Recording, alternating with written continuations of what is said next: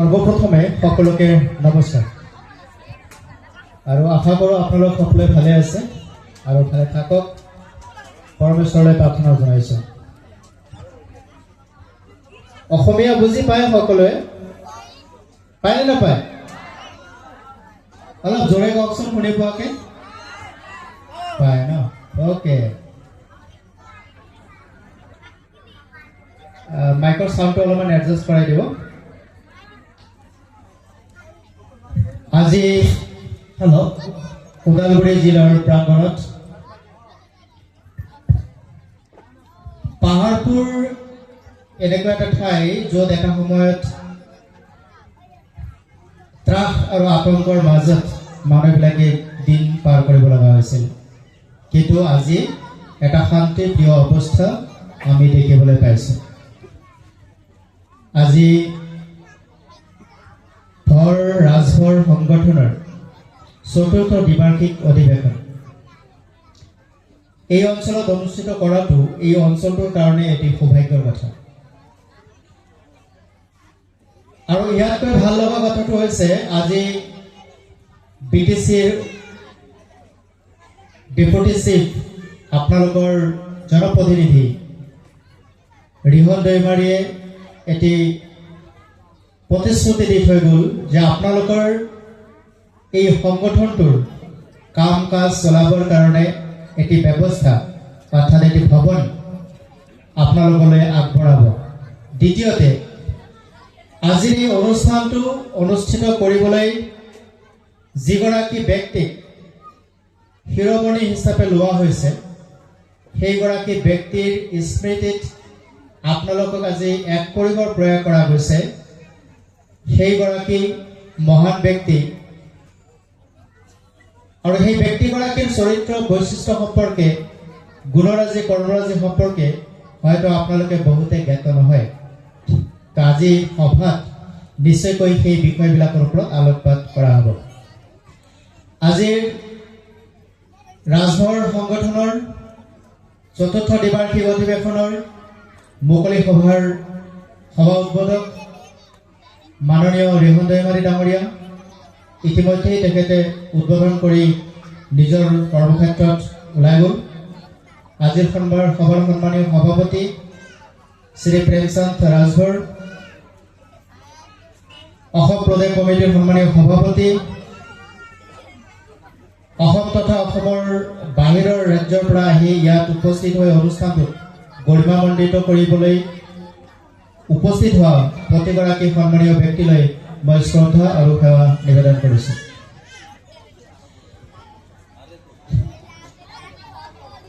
সভা এখন অনুষ্ঠিত কিয় কৰিব লাগে? সভা এখনৰ প্ৰয়োজন কি? এই बच्चा लोग थोड़ा सा शांत होकर बैठो, कहानियां सुनाएंगे। सुनोगे ना कहानियां सुनोगे ना? तो कहानियां सुनाऊंगी, सुनाएंगे या सुनाऊंगा? सुनाऊंगा।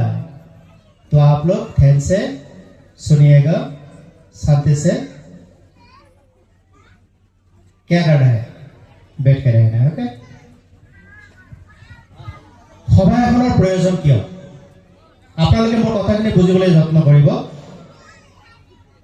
এই যে আমি মানুহবিলাক সংগঠিত যে হওঁ, এই সংগঠিত হোৱাৰ কাৰণটো কি? কাৰণটো হৈছে আমাৰ অভাৱ, অভিযোগ, অসুবিধাখিনিক আমি মুকলিভাৱে আলোচনা কৰিবলৈ সুবিধা পাওঁ। মই কোন, মই কিয়, মই কেনেকৈ, মই কেতিয়া, মোৰ কৰণীয় কৰ্তব্যবোৰ কি, এই সকলোবিলাক কথা প্ৰত্যেকে বুজিব লাগিব, বুজাৰ প্ৰয়োজন আছে।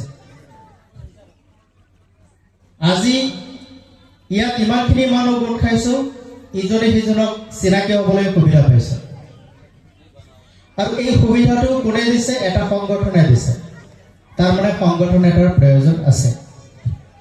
এই সংগঠনটোৱে আপুনি মাত দিব নোৱাৰা কথাষাৰ তেওঁলোকে মাতিব। আপুনি ব্যক্তিগতভাৱে আপোনাৰ অভাৱ অভিযোগৰ কথা ক'ব নোৱাৰা পৰিস্থিতিত এই সংগঠনটোৱে মাত মাতিব। আপোনাৰ ৰাস্তা ঘাট, পদূলি, শিক্ষা, যাতায়াত আদি ব্যৱস্থাৰ য'ত অসুবিধা আছে সেই অসুবিধাখিনিক মুকলিভাৱে জনপ্ৰতিনিধিৰ ওচৰত গৈ উপস্থাপন কৰিব। আপুনি অকলে গ'লে সেয়া গ্ৰহণযোগ্য নহয়, কিন্তু যদি সংগঠিতভাৱে যোৱা যায় তেনেহ'লে যিকোনোৱে গ্ৰহণ কৰে। এই কাৰণে সংগঠনৰ প্ৰয়োজন। আজি এই অনুষ্ঠানটো আচলতে নিৰ্দিষ্ট বক্তা হিচাপে মোক মাতিব নালাগিছিল, মোৰ ব্যক্তিগত অনুভৱ কৈছোঁ। এই কাৰণে আজিৰ এই অনুষ্ঠানটো ৰাজভৰ সংগঠন তথা সংগঠন জন্মৰ পূৰ্বৰ কিছুমান ইতিহাস বিজড়িত কথা ইয়াত আলোচনা হ'ব লাগিব। আৰু মই এগৰাকী অসম মাতৃৰ সন্তান, অসমীয়া হোৱা হেতুকে হয়তো সিমানখিনি দক্ষতা বা অভিজ্ঞতা মোৰ নাই, আৰু সেইকাৰণে কৈছোঁ আজি হয়তো সেই নিৰ্দিষ্ট বক্তাৰ মোতকৈ বেলেগ এগৰাকী হিন্দীভাষী ব্যক্তিক দিলে হয়তো বেছি ভাল আছিল, যি ৰাজভৰ সংগঠনৰ সৈতে জড়িত অথবা তেওঁ নিজে এগৰাকী ৰাজভৰ পৰিয়ালত জন্মগ্ৰহণ কৰিছে। যি কি নহওক, মই কিছু কথা ক'বলৈ যত্ন কৰিম, আপোনালোকে শুনিবলৈ যত্ন কৰিব। কথা ক'লে শুনিব লাগে, শুনিলে বুজিব পাৰি, আৰু বুজিলেহে ক'ব পাৰিবা, কৰিব পাৰিবা, আমাৰ মনৰ সংশয়বোৰ আঁতৰ কৰিব পাৰি। তো কথাবোৰ শুনিবলৈ যত্ন কৰিব। আজি ৰাজভৰৰ ইতিহাস কি মই যদি আপোনালোকৰ পৰা জানিব খোজো, ৰাজভৰৰ ইতিহাস কেতিয়াৰ পৰা আৰম্ভ হৈছে আপোনালোকৰ কোনোবাই ক'ব পাৰিবনে? যিসকলে ৰাজভৰ লিখে, ইতিহাস যদি মই আপোনালোকৰ পৰা জানিব বিচাৰো কেতিয়াৰ পৰা আৰম্ভ হৈছিল, ইয়াৰ ইতিহাস কি ক'ব পাৰিবনে? মোৰ ধাৰণা হয় ৯৫% ক'ব নোৱাৰিব।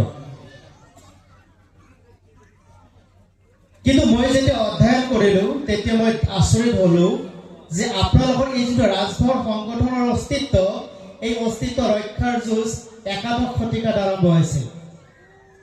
একাদশ শতিকা, আজি একবিংশ শতিকা, অৰ্থাৎ আজিৰ পৰা 10 শতিকা পূৰ্বত। কল্পনা কৰিব পাৰি।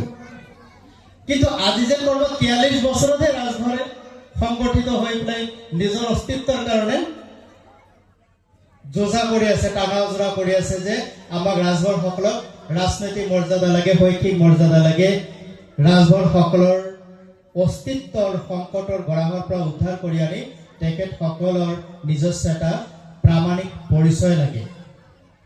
যিখিনি কথা মই কালিৰ পৰা আজিলৈকে উপলব্ধি কৰিছো, ৰাজভৰ সংগঠনৰ এই যিটো সময়সীমা, ইয়াৰ যিটো উল্লেখ কৰা আছে চতুৰ্থ দ্বিবাৰ্ষিক অৰ্থাৎ 42 বছৰ, আৰু সাংখ্যিক হিচাপে 43 ইয়াৰ্ছ, 42 বছৰ 43 বছৰ। আমি যিটো অনুষ্ঠানৰ অস্তিত্ব ৰক্ষাৰ কাৰণে আপোনালোকৰ মহাৰাজা, যাৰ চিম্বল আপোনালোকে ইয়াত ব্যৱহাৰ কৰিছে, হয়তো বহুতে চিনিয়ে নাপায় তেওঁ কোন।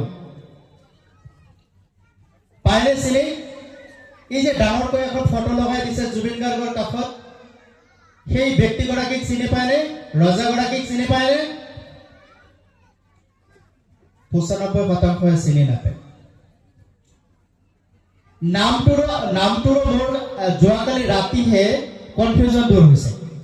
নামটোৰ সুবল সুহল কোনটো সঁচা? কিন্তু যেতিয়াৰ পৰা অনুষ্ঠানটোৰ কথা পাতিছিল মোৰ কাণত এটা শব্দই পৰিছিল, সুবল দেৱ, সুবল দেৱ। কিন্তু যেতিয়া মই গুগল চাৰ্চ কৰিছো, যেতিয়া মই তেওঁক জানিবলৈ চেষ্টা কৰিছো, ৰিচাৰ্চ কৰিবলৈ চেষ্টা কৰিছো, তেতিয়া দেখিছো তেওঁৰ নাম সুবল নহয়, সোহেল দেৱ। পাৰ্থক্য চাব কিমান। তো যিজন মহাৰাজা ৰাজভৰ সংগঠনৰ, ৰাজভৰৰ অস্তিত্ব ৰক্ষা কৰিবৰ কাৰণে ৰাজভৰ সংগঠনৰ প্ৰথম জন্মদাতা বুলি ক'ব লাগিব, তেওঁৱে এই অস্তিত্ব ৰক্ষাৰ যুঁজত 21 শতিকাত আৰম্ভ কৰিছিল, আৰু আজি মাত্ৰ 43 বছৰতহে ৰাজভৰসকল সংগঠিত হোৱা মই ইয়াক প্ৰথম দেখিছো। তো তাৎপৰ্যপূৰ্ণ বিষয়। তো আপোনালোকে এতিয়া চিন্তা কৰিব লগা হৈছে, আপোনালোকৰ অস্তিত্ব আজিৰ নহয়। আপোনালোকে হয়তো কোনোবাই ইউ পি বিহাৰৰ পৰা আহিছে, কোনোবাই ৰাজস্থান ঝাৰখণ্ডৰ পৰা আহিছে, কিন্তু আপোনালোকৰ এই যিটো অস্তিত্বৰ যুঁজ, সেয়া আজিৰ নহয়, আজিৰ পৰা 1000 বছৰ আগৰ। 1043 চন শতিকা, মই আপোনালোকক কৈ দিছো একজেক্ট ইয়াৰটো 1043 শতিকাত উত্তৰ প্ৰদেশৰ শ্ৰাৱস্তি নামৰ এখন ৰাজ্যত এগৰাকী মহান পুৰুষৰ জন্ম হ'ল, যিগৰাকী পুৰুষে মাছুৰৰ এগৰাকী সেনাপতি ইব্ৰাহিমৰ হাতত নিজৰ অস্তিত্ব ৰক্ষাৰ যুঁজত সংগ্ৰাম দি নিহত হ'ব লগা হৈছে। ইব্ৰাহিমে তেওঁক হত্যা কৰিছিল আৰু তাৰ পিছত এই ৰাজভৰৰ অস্তিত্বৰ যুঁজত কোনে ক'ত কেনেদৰে আগবাঢ়ি আহিল, ইয়াৰ দীঘলীয়া ইতিহাস। কিন্তু কিছু বছৰ পিছত ইয়াৰ এটা যাত্ৰাৰ জবনিকা পৰিল আৰু সেইকাৰণে হয়তো ৰাজভৰসকল সংগঠিত হ'বলৈ বহুত বছৰ সময় লাগিল। আৰু আজি বিশেষকৈ অসম প্ৰান্তত ৰাজভৰৰ অস্তিত্ব ৰক্ষাৰ যুঁজ 43 বছৰৰ পৰা আৰম্ভ হৈছে, অৰ্থাৎ চতুৰ্থ দ্বিবাৰ্ষিক বছৰৰ আগমুহূৰ্তৰ পৰা আৰম্ভ হৈছে। এইটো খুবেই চিন্তনীয় এটা বিষয়। আপোনালোকৰ এই অসম প্ৰদেশত সন্মানীয় সভাপতি আছে, বিশিষ্ট ব্যক্তিসকল আছে। একেসকলৰ হাতত যদি তথ্য সংগ্ৰহৰ কথা কোৱা হয়, তেনেহ'লে কিমানটা ৰাজভৰ পৰিয়াল আছে হয়তো সঠিক ৰূপত ওলাব পৰাটো এতিয়াও সম্ভৱ হৈ উঠা নাই, আৰু সেয়া সম্ভৱ কৰি তুলিব লাগিব, মই যিটো অনুভৱ কৰিছোঁ। এতিয়া 21 শতিকাৰ 1043 শতিকাৰ আপোনালোকৰ ৰজা, ৰাজভৰৰ অস্তিত্ব ৰক্ষাৰ ক্ষেত্ৰত প্ৰাণ আহুতি দিয়া সেইগৰাকী মহান ৰজাক আপোনালোকে এতিয়া চিন্তন কৰিব লাগিব, ৰোমন্থন কৰিব লাগিব। তেখেতৰ জীৱনৰ প্ৰতিটো দিশক, প্ৰতিটো কৰ্মৰাজিক, প্ৰতিটো গুণৰাজিক আপোনালোকে বুজিব লাগিব। তেওঁৰ ত্যাগ, তেওঁৰ শ্ৰমনিষ্ঠা, তেওঁৰ কৰ্ম কৰ্তব্য পৰায়ণতা, এই সকলোখিনি কথা ৰাজভৰৰ প্ৰতিটো পৰিয়ালৰ প্ৰতিটো সদস্যই এতিয়া উপলব্ধি কৰিব লাগিব। আৰু সেইকাৰণে এইখন সভাৰ খুবেই প্ৰয়োজন আছিল, আৰু প্ৰয়োজন আছে কাৰণেহে আপোনালোকক সংগঠিত কৰিবৰ কাৰণে এটা প্ৰয়াস কৰা গৈছে। গতিকে আপোনালোকে নিবিচাৰিব নেকি? আপোনালোকে এই কথাটো জানিবৰ চেষ্টা নকৰিব নেকি যে আমাৰ যি পূৰ্বপুৰুষে ৰাজভৰসকলৰ অস্তিত্ব ৰক্ষাৰ কাৰণে, ৰাজভৰক এটা ৰাজকীয় মৰ্যাদা দিবৰ কাৰণে আপোনালোকৰ মহাৰাজে সুহলদেৱে নিজৰ গোটেই জীৱনটোক উৎসৰ্গিত কৰিলে, সেইজন ৰজাৰ অস্তিত্ব সম্পৰ্কে, ব্যক্তিত্ব সম্পৰ্কে, তেখেতসকলৰ ত্যাগ সম্পৰ্কে তেওঁলোকে কৰিবলৈ প্ৰয়াস কৰা সেই ৰীতি নীতি নিদৰ্শনাসমূহ আপোনালোকৰ জানিবৰ প্ৰয়োজন নাইনে? আজি আমি দেখিছোঁ, আমি আহি থাকোঁতে যি ধৰণে অতিথিসকলক আদৰি আনিব লাগে, এই যিটো এটা সাধাৰণ সংস্কাৰ, এটা সিটো আমি ইয়াত দেখিবলৈ পোৱা নাই। এইটো শিকিব লগা আছে।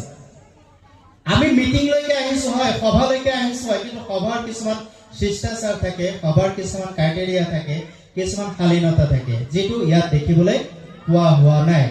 আমি আহিব লাগে আহিছোঁ, বহিব লাগে বহিছোঁ, আহাজন আহিব, যোৱাজন যাব, খোৱাজন খাব, খোৱাজন ক'ব। আমাৰ যেন মানসিকতাটো তাতে সীমিত হৈ আছে। আমি নিজক ডেভেলপ কৰিবৰ কাৰণে চেষ্টা কৰা নাই, আমি নিজক ডেভেলপ কৰিবলৈ চেষ্টা কৰিব লাগে। যদি আপোনালোকৰ কথা আপোনালোকে নুশুনে, তেনেহ'লে আপোনালোকে বুজিব কেনেকৈ যে আমি কোন, আমি কি কৰিব লাগে, আমাৰ অস্তিত্ব কেনেদৰে ৰক্ষা কৰিব। আজি এইসকল ব্যক্তি হাইলাকান্দিৰ পৰা আহিছে, শিলচৰৰ পৰা আহিছে, নগৰৰ পৰা আহিছে, কিছুমানে ৰাজস্থানৰ পৰা আহিছে, কিছুমানে হাৰিয়ানাৰ পৰা আহিছে, কিছুমানে ইউ পি বিহাৰৰ পৰা আহিছে, কিছুমানে বাৰাণসীৰ পৰা আহিছে। সেইসকল মানুহ আজি আপোনালোকৰ ওদালগুৰি জিলাৰ পাহাৰপুৰ নামে এটি অঞ্চললৈকে আহিছে। এই অঞ্চলৰ মানুহ কিমান সচেতন, সেইসকল মানুহৰ পৰা কথা শুনিব আৰু নিজৰ অস্তিত্ব সম্পৰ্কে জানিবলৈ চেষ্টা কৰিব, নিজৰ সংগঠনটো সম্পৰ্কে জানিবলৈ চেষ্টা কৰিব, নিজৰ দায়িত্ব কৰ্তব্য সম্পৰ্কে তেওঁলোকে বুজিবলৈ যত্ন কৰিব। এই পাহাৰপুৰ অঞ্চলটোত কিমান পৰিয়াল আছে, কিন্তু মোৰ চকুৰ সন্মুখত থকা বেছিভাগ মানুহ কিন্তু পাহাৰপুৰৰ নহয়, বেছিভাগ মানুহ বাহিৰৰ। পাহাৰপুৰৰ নোহোৱা মানুহবিলাক হাত এবাৰ দাঙি দিয়কচোন, ওলাই পৰিব। যিবিলাক বাহিৰৰ পৰা আহিছে, পাহাৰপুৰ অঞ্চলৰ নহয়, পাহাৰপুৰৰ বাহিৰৰ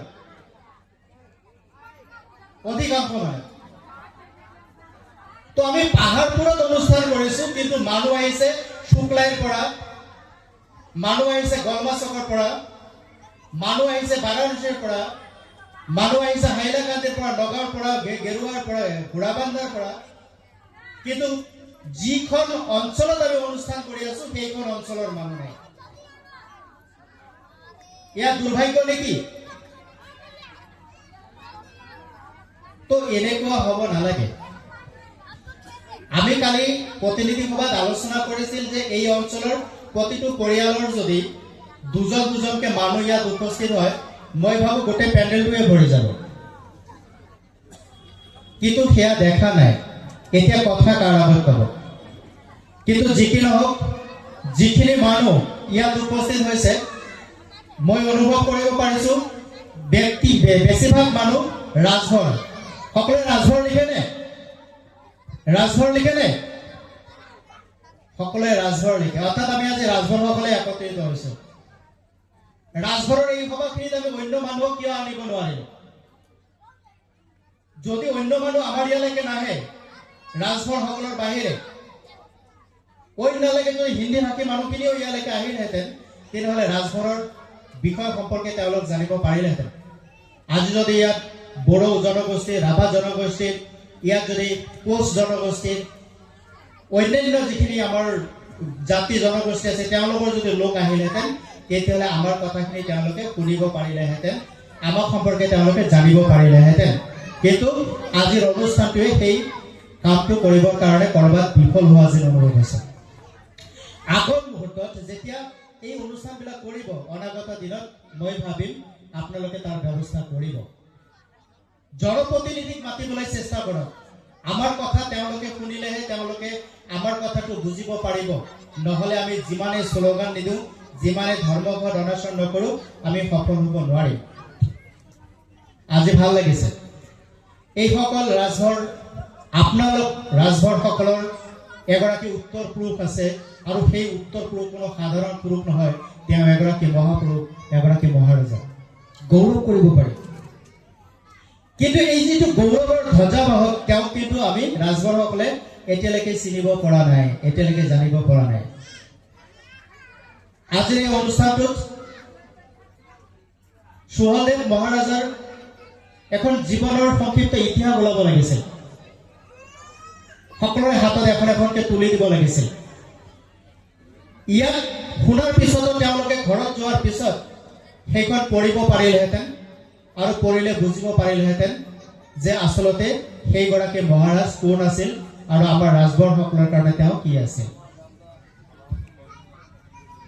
আজি এই সকল মানুহৰ কাৰণে যুঁজ দিবৰ কাৰণে এটি সংগঠনে নিজৰ নৈতিক অধিকাৰ, নিজৰ ৰাজনৈতিক অধিকাৰ, নিজৰ শৈক্ষিক অধিকাৰ, নিজৰ জাতিগত প্ৰামাণিক অধিকাৰৰ ৰক্ষাৰ কাৰণে এটি সংগঠনৰ জন্ম দিয়া হ'ল। সেয়া হৈছে ভৰ আৰু ৰাজভৰ সংগঠন। ইয়াৰ মাজতো এটা কনফিউজন আছে। যদি আপোনালোকে বেনাৰটো দেখিছে, বেনাৰটোত ৰাজভৰ অব্লিক ভৰ কৰা আছে। ৰাজভৰ অব্লিক ভৰ কৰা আছে। আমি এটা কিয় হ'ব নোৱাৰিলো? আমি ভৰ অথবা ৰাজভৰ হ'ব লাগিছে। যদি এই অব্লিকটোক আমি গুচাই দিব পাৰো, তেনেহ'লে আমাৰ একত্ৰিত হ'বলৈ আৰু বেছি সহজ হ'ব। যিহেতুকে মোক নিৰ্দিষ্ট বক্তা কৰি মাতিছে, গতিকে আঙুলিয়াই দিয়াটো মোৰ এটা দায়িত্ব, এটা কৰ্তব্য, সেইখিনিক মই বুজাবলৈ চেষ্টা কৰিছো। আমাৰ মাজত ব্যৱধান থাকিব নালাগে। হাইপেন, কমা, ঊৰ্ধ comma, second bracket, third bracket and oblique, এইবিলাক হৈছে একো একোটা ব্যৱধান। এই ব্যৱধানক মাৰিব লাগিব। যদি আমি এক হ'ব খোজো, আমি ব্যৱধানক মাৰিব লাগিব। আৰু যদি কৰা হ'ল, কিয় কৰা হ'ল, তাৰ কাৰণে এটা স্পষ্ট প্ৰপ'জেল থাকিব লাগিব, যিটো আমাৰ মানুহসকলে বুজাত সুবিধা হ'ব। এতিয়া ইয়াত অহা বহুতখিনি মানুহৰ সেই কনফিউজনটো আছে, মই ভৰ নে মই ৰাজভৰ। কিন্তু এতিয়ালৈকে যিমানখিনি মানুহ মই লগ পাইছো, তেওঁলোকে ৰাজভৰ লিখে, ভৰ কমেই লিখে। তো এই সন্দেহবিলাক, এই সংশয়বিলাক আঁতৰ কৰিব পাৰিব লাগিব। আৰু এই যিটো ইতিহাস, সেইগৰাকী মহাৰাজে কেৱল মাত্ৰ আপুনি ৰাজভৰ বুলি সমাজত পৰিচিত হ'ব লাগিব কাৰণে তেওঁ কাম কৰা নাই।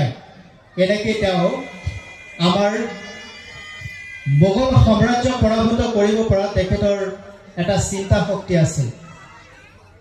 আৰু এইগৰাকী মহাৰাজ ইমানেই প্ৰতাপী আছিল যে তেখেতে নিজৰ সৈন্য দল বলেৰে ইব্ৰাহিমৰ দৰে এগৰাকী পৰাক্ৰমী সেনাপতিৰ বিৰুদ্ধে যুঁজ দিব লগা হৈছিল। কিন্তু যুদ্ধ মানে চল চাতুৰি থাকেই, আৰু সেই চলেৰেই তেওঁক হত্যা কৰা হয়। এই ইতিহাস আমাৰ ৰাজবৰসকল জানিব লাগে, আমাৰ উঠি অহা প্ৰজন্ম জানিব লাগে। আমাৰ প্ৰতিগৰাকী উঠি অহা প্ৰজন্মৰ মাজত এই চেতনাবোধটো দিব লাগে যে প্ৰকৃততে মই যদি ৰাজবৰ হওঁ তেনেহ'লে মোৰ কৰণীয় কৰ্তব্য কি হ'ব। আৰু মই আশা কৰোঁ, আৰু যিটো মই দেখিছোঁ, ৰাজভৰসকলৰ মাজত বিশিষ্ট ব্যক্তি আছে, বিদ্বান ব্যক্তি আছে, বিদ্বৎ ব্যক্তি আছে। তেখেতসকলে ইয়াৰ ওপৰত বহলভাৱে চিন্তা কৰিব। ইয়াৰ ওপৰত তেখেতসকলে কিছুমান ৰীতি নীতি নিদৰ্শনা যুগুত কৰিব। আপোনালোকৰ নিজাকৈ এখন সংবিধান হ'ব, সংবিধানৰ মাজত ইয়াৰ ৰীতি নীতি নিদৰ্শনা দিয়া থাকিব। আৰু বিশেষকৈ দুগৰাকী ব্যক্তিক মই যোৱাকালি লগ পালোঁ। তেখেত দুইগৰাকী ব্যক্তি এই বিষয়বিলাকৰ ওপৰত খুবেই সচেতন, আৰু দুয়োগৰাকী শিক্ষিত ব্যক্তি। আৰু বিশেষকৈ আপোনালোকৰ পাহাৰপুৰ অঞ্চলৰ যিগৰাকী ব্যক্তিৰ নেতৃত্বত আজি এই অনুষ্ঠানটো ইয়াতে প্ৰতিকূল বতৰৰ মাজতো আয়োজন কৰা হ'ল, শিৱচৰণ ৰাজভৰ ডাঙৰীয়া। তেখেতে এই অঞ্চলৰ মানুহখিনিৰ কাৰণে এটা ত্যাগৰ নিদৰ্শন দাঙি ধৰিলে। ইফালে প্ৰতিকূল বতৰ, বৰষুণ নেৰা নেপেৰা সভাখন কৰিব লাগিব, অনুষ্ঠান হ'ব লাগিব, আৰু এই দূৰৰ পৰা আলহী অতিথিক ৰাখিবৰ কাৰণে দিনে নিশাই মিস্ত্ৰী লগাই পকী ঘৰ নিৰ্মাণ কৰি লেট্ৰিন নিৰ্মাণ কৰি দিলে। বৰষুণৰ মাজত থিয় হৈ তেওঁ মিস্ত্ৰীৰ লগত থাকি এইখিনি কাম কৰিলে। আৰু যোৱাকালি দেখিছোঁ তাতে স্মৃতি পতাকা উত্তোলন হৈ আছে, আৰু তেওঁৰ মিস্ত্ৰী ফোন কৰি আছে। এই যিটো ত্যাগ কিহৰ কাৰণে, যে মই যিটো অঞ্চলত আছোঁ সেই অঞ্চলটোৰ যিখিনি আমাৰ মানুহ আছে, নিজৰ মানুহ আছে, সেই মানুহখিনিক যেন আমি সংগঠিত কৰিব পাৰোঁ, আমাৰ অধিকাৰ সম্পৰ্কে আমি তেওঁলোকক বুজাব পাৰোঁ, আমি জাতি জনগোষ্ঠী সকলোৰে লগত মিলি এখন বৃহত্তৰ অসমীয়া জাতি আৰু সমাজক যেন আমি প্ৰতিনিধিত্ব কৰিব পাৰোঁ, তাৰ লগে লগে আমাৰ শৈক্ষিক, ৰাজনৈতিক আৰু নৈতিক মৰ্যাদাক যেন আমি বাহাল ৰাখিব পাৰোঁ, তাৰ কাৰণে যিটো প্ৰয়াস, এই প্ৰয়াসে একোগৰাকী ব্যক্তিক সমাজত প্ৰতিষ্ঠিত কৰে, মহান কৰি তোলে।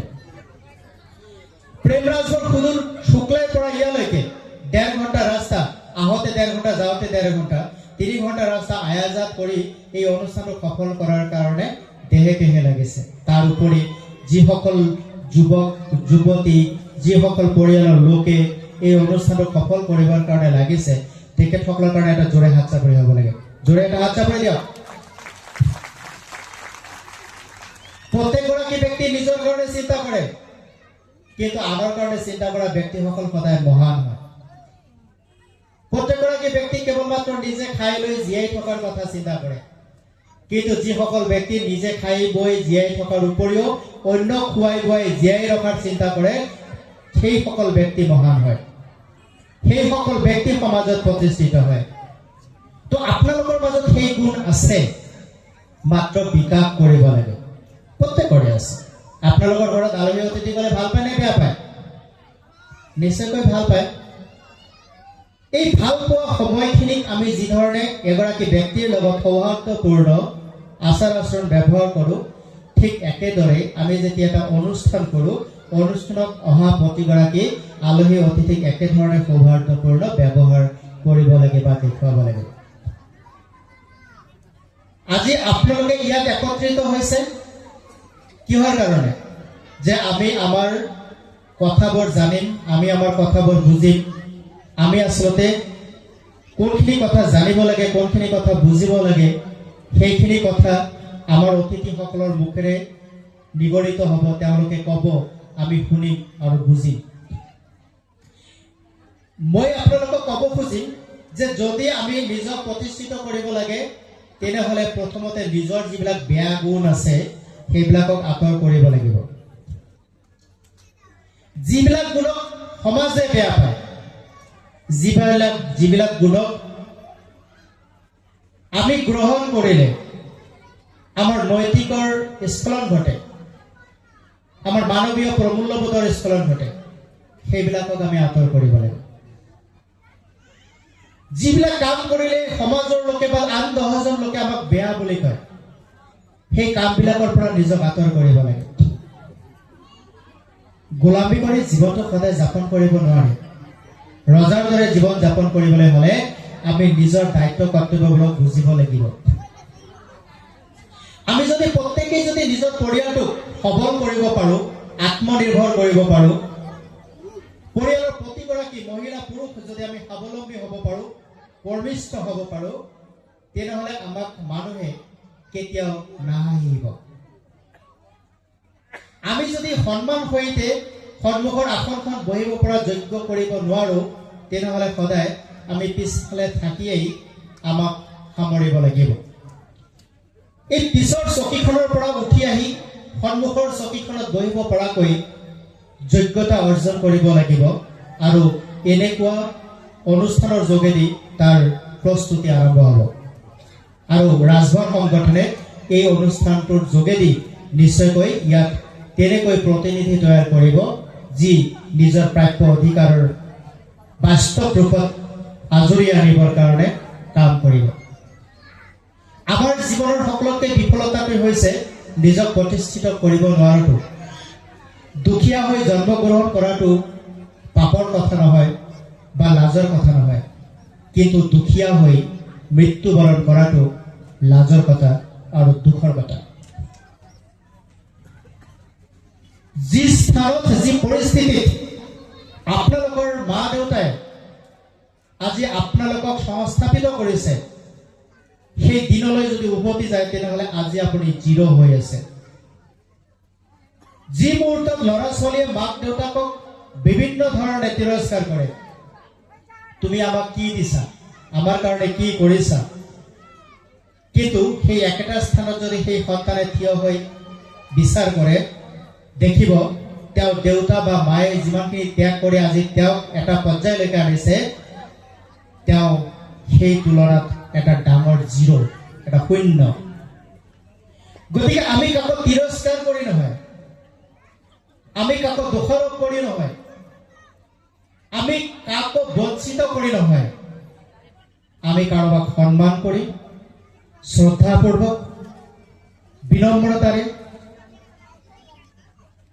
আদৰি আনি তেখেতৰ গুণ জ্ঞান গৰিমাক নিজৰ চৰিত্ৰত যদি অলংকৃত কৰিব পাৰো যাক কয় সোণাত সুহাগা চৰা সোণ আপুনি যিমানেই নুপুৰক লাগিলে সোণক আপুনি যিমানেই নগলাওক লাগিলে আপুনি যিমানেই আকাৰ নিদিয়ক লাগিলে যদি সোণ অলংকাৰ ৰূপত গঢ়ি উঠি আহি সুহাগৰ ৰহন নচৰায় অৰ্থাৎ সুহাগৰ যদি ৰহন তাত দিয়া নহয় তেনেহলে সোণৰ উজ্জ্বলতা নাবাঢ়ে ঠিক আমি তেনেকৈ মানুহ হলেই নহব আমাৰ মানৱীয় ৰীতি নীতি প্ৰমূল্যবোধ বিশেষকৈ দয়া ক্ষমা প্ৰেম কৰুণা ৰীতি নীতি ধৈৰ্য সহ্য আদি যিবিলাক দৈবিক গুণ আছে সেই গুণবিলাকৰ আমি ৰহন চৰাব পাৰিব লাগিব আমাৰ চৰিত্ৰ উদ্ভাসিত কৰিব লাগিব আৰু চৰিত্ৰক উদ্ভাসিত কৰিব আপোনাৰ দয়া ক্ষমা প্ৰেম আদি গুণবোৰে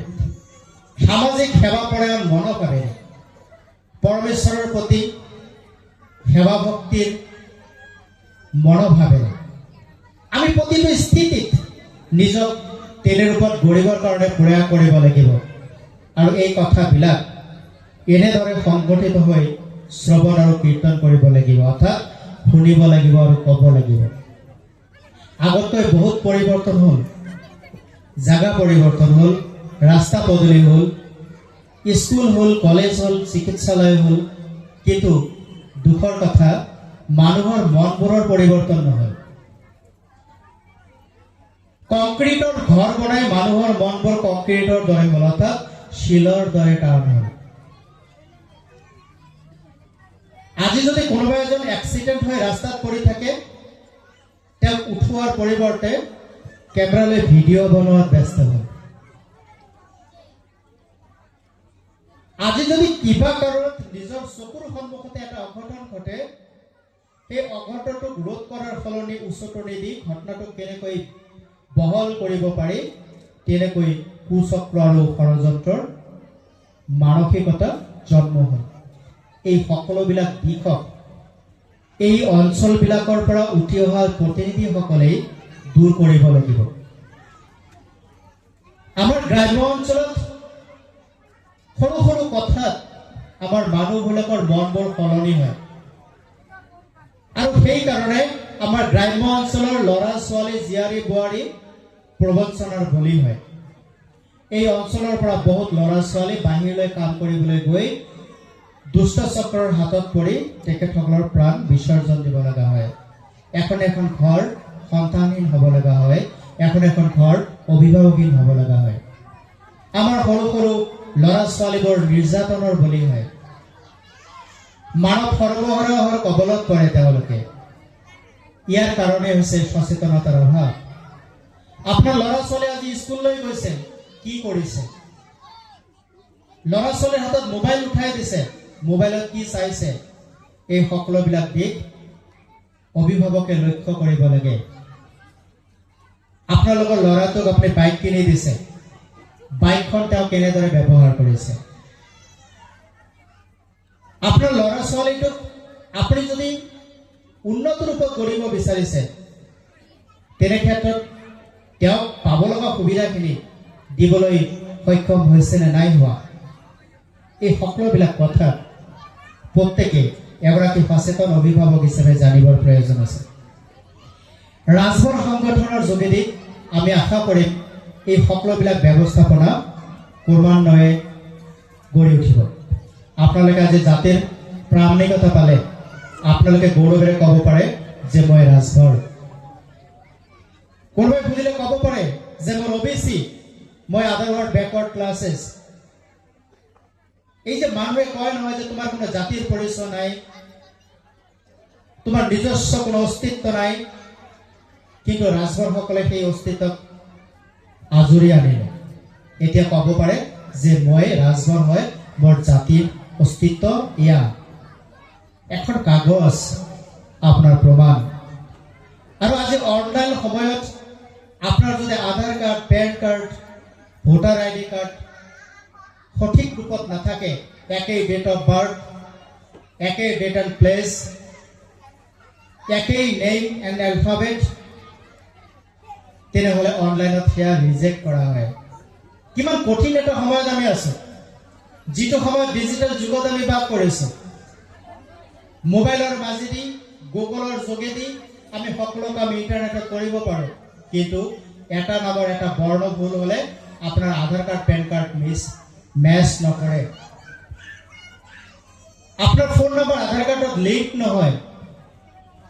এই সকলোবিলাক কথা আমি সংশোধন কৰিব লাগিব। আমাৰ মানুহখিনিৰ কিমানৰ আধাৰ কাৰ্ড আছে, কিমানৰ পেন কাৰ্ড আছে, কিমানৰ ভোটাৰ ID কাৰ্ড শুদ্ধ ৰূপত আছে, এবাৰ পৰীক্ষণ কৰি চাব প্ৰত্যেকে, নহ'লে বিপদত পৰিব। উপযুক্ত সময়তে যেতিয়া আপোনালোকৰ প্ৰয়োজন হ'ব, এতিয়া অৰুণোদয় দি আছে, যদি ছাবমিট কৰিব লাগে আপোনালোকৰ ডকুমেণ্ট, আৰু ডকুমেণ্টৰ লগত যদি আপোনাৰ আধাৰ কাৰ্ডৰ লগত পেন কাৰ্ডৰ নামৰ যদি অমিল আছে, যদি আধাৰ কাৰ্ডৰ ফোন নম্বৰ যদি আপোনালোকৰ তাত লিংক, বেংক একাউণ্টত লিংক নাই, তেনেহ'লে আপুনি নাপাব। আপোনাৰ ল'ৰা ছোৱালী স্কলাৰশ্বিপ নাপাব, চৰকাৰী সা সুবিধা নাপাব। চৰকাৰে ইমানখিনি সা সুবিধা দিছে, সেইখিনি আপোনালোকে নাপাব। আজি OBC কাষ্ট চাৰ্টিফিকেটৰ যোগেদি আপোনালোকৰ এটা কোটা নিৰ্ধাৰণ হৈছে, য'ত আপোনালোকৰ ল'ৰা ছোৱালী উচ্চ শিক্ষা গ্ৰহণ কৰিবৰ কাৰণে এটা কোটা লাভ কৰিব। যি কোটাটোত আপোনালোকৰ ফিজ কম হ'ব আৰু যিখিনি অত্যাধুনিক সা সুবিধা পাব লাগে, উপযুক্ত সা সুবিধা পাব লাগে, সেইখিনি লাভ কৰিব। এইখিনি যদি আপোনালোকৰ ল'ৰা ছোৱালী কৰা নাই বা আপোনালোকে যদি কৰা নাই, যে আপোনালোকৰ এতিয়াও কাষ্ট চাৰ্টিফিকেট হোৱা নাই, তেনেহ'লে আপুনি যিমান সোনকালে পাৰে সেইখিনি কাম আপোনালোকে সম্পূৰ্ণ কৰক। আপোনালোকে মাদক দ্ৰব্য সেৱন কৰি আপোনালোকে নলগা জেগাত যায়, নাখাবলগীয়া খাই বহুত টকা পইচা ব্যয় কৰে, কিন্তু নিজৰ প্ৰমাণ পত্ৰবিলাকক শুদ্ধ কৰক, সেয়াই আপোনাৰ জীৱন যাত্ৰা সহজ কৰিব। অন্যথা আপোনালোকে নিজেই নিজৰ ভৰিত কুঠাৰ মৰাৰ দৰে হ'ব। উপযুক্ত সময়ত বিচাৰিলে আপোনালোকে ব্যৰ্থ হ'ব, আপোনালোকে প্ৰাপ্যৰ পৰা বঞ্চিত হ'ব।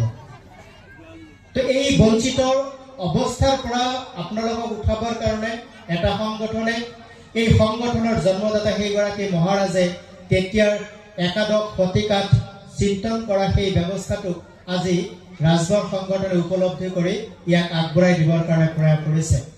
আজি পাহাৰপুৰ এই অঞ্চলৰ পৰা আপোনালোকৰ বলিষ্ঠ পদক্ষেপ হওক আৰু আপোনালোকৰ যিখিনি সমস্যা আছে আপোনালোকে লিখিত আকাৰে আপোনালোকে কেন্দ্ৰীয় সমিতিক দিয়ক।